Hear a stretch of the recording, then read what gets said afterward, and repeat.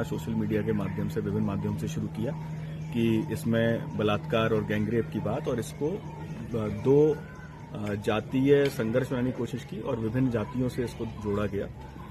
जिस कृत्य को हम लोगों ने नोट किया और इसको गंभीरता से लेते हुए उन लोगों के विरुद्ध कार्रवाई भी की थी, सोशल मीडिया हैंडल्स के विरुद्ध। इसके अलावा पिता की तहरीर पर हत्या में मुकदमा पंजीकृत किया गया था और पिता से स्पष्ट पूछा गया था कि भाई आप वीडियोग्राफी करते हुए वो अपने तहरीर ली थी और उससे स्पष्ट कहा गया था कि आप को जो लगता है वो आप लिख के दीजिए, बाकी हमारी विवेचना है, उसके अनुसार विवेचना करेंगे।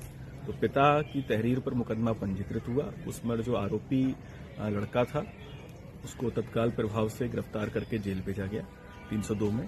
विवेचना उसकी अभी प्रचलित है और विभिन्न पहलुओं पर हम जांच कर रहे हैं। सीसीटीवी फुटेज एवं अन्य अवलोकन से अभी तक लड़की का मूवमेंट और सीडीआर जो भी था उसमें अभी तक ये लग रहा है कि लड़की अकेले जाती हुई, हमें कई सारे फुटेज मिले हैं जिसमें पुल की तरफ जाती हुई दिखी है।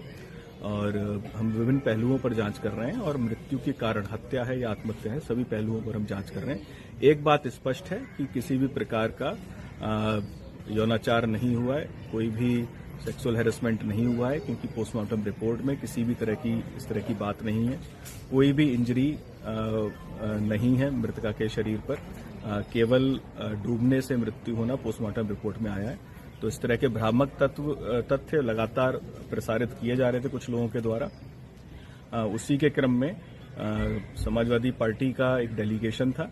डेलीगेशन ने भी अपने पत्रक में इस बात को लिखा कि बलात्कार हुआ है उसका, तो उसके विषय में भी डेलीगेशन को तत्काल अवगत कराया गया था। समाजवादी पार्टी के जिलाध्यक्ष जो हैं उनको एवं अन्य जनप्रतिनिधियों की ये बात इसमें गलत लिखी है, इसका आप कृपया करके संज्ञान लें और इसको त्रुटि को सही करें, क्योंकि गांव वालों को, ग्रामीणों को इस बात को लेकर आक्रोश था कि उनकी बच्ची का इस तरह से मानमर्दन किया जा रहा है और जब पुलिस अपनी कार्रवाई कर रही है तो उसमें फिर गलत तथ्य प्रसारित नहीं करने चाहिए किसी भी जिम्मेदार व्यक्ति को। तो इसको लेकर हम लोग समझाया भी था, बात भी की थी। इसके अलावा क्योंकि गांव में थोड़ा रोष था समाजवादी पार्टी के कुछ लोगों के द्वारा जो ट्वीट्स किए गए थे अन्य चीजों को लेकर, तो उसको लेकर जो रोष था तो उसको अवगत भी कराया गया था कि अगर हो सके तो डेलीगेशन को आप छोटा रखें और जितने कम लोग हो सके उसमें जाएं। फिर भी आप लोगों ने जब डेलीगेशन 15 लोगों का बताया तो हमने इतने लोगों की वहां पर अनुमति दी और उसको फैसिलिटेट करने के लिए हमारी 5 थानों का पुलिस बल भी आज सुबह से मौजूद था।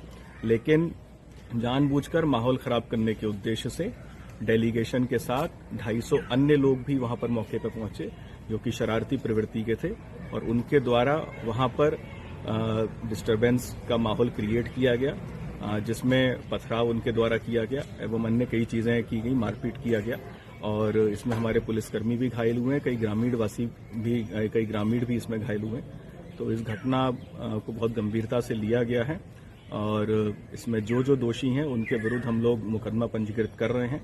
अब तक 14-15 लोग हिरासत में लिए जा चुके हैं, उनसे गहनता से पूछताछ की जा रही है।